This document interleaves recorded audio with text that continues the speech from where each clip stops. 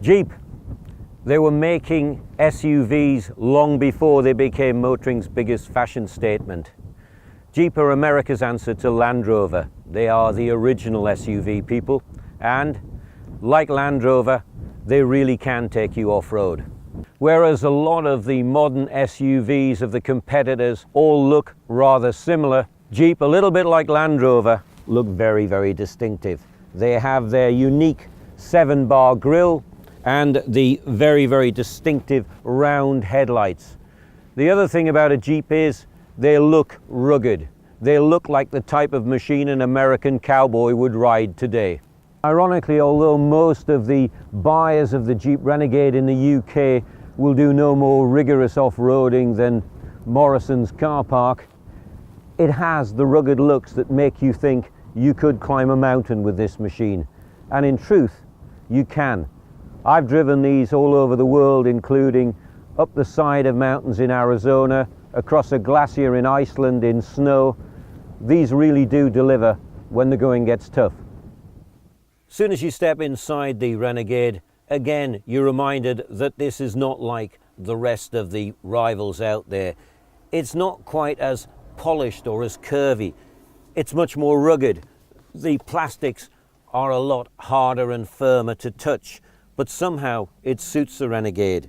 You've got this very chunky mock aluminium gear lever, and you've got nice little chrome touches around the dials here, and again, individual touches. The Jeep logo is embranded onto the cloth seats, which just add that little bit more character to it.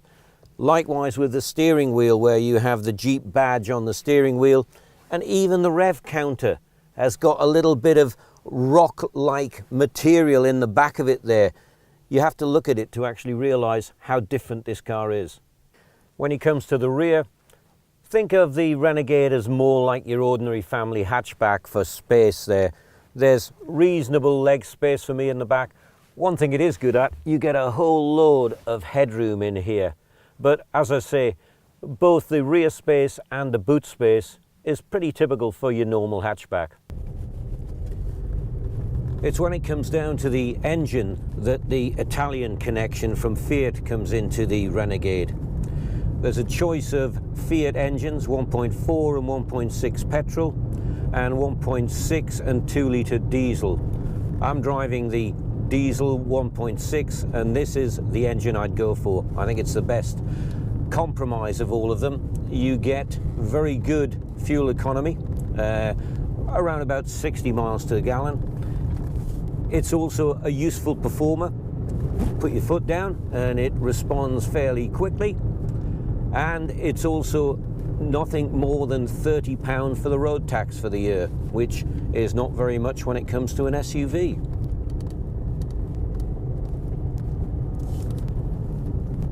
It's fair to say that at low speeds there is a bit of nasty diesel clatter from the 1.6, but once you're up and running, it smooths out fairly quickly.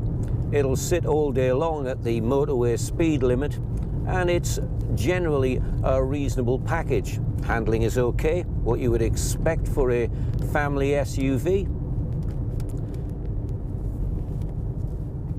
Not all Renegades come with four-wheel drive. There are some two-wheel drive options on the entry models, but I would always go for the four-wheel drive when it comes to a Jeep. After all, that's what Jeeps are all about, even if British owners will spend the majority of their time actually driving them just around town. Jeep sales are up by 35% in the UK this year. They're one of the big success stories. And it's not difficult to understand why, because the Jeep Renegade lives up to its name. It's different, it stands out from the crowd, not only in the way that it looks, but also it's more capable than a lot of its rivals when it comes to actually off-roading, but it's equally impressive on road as well.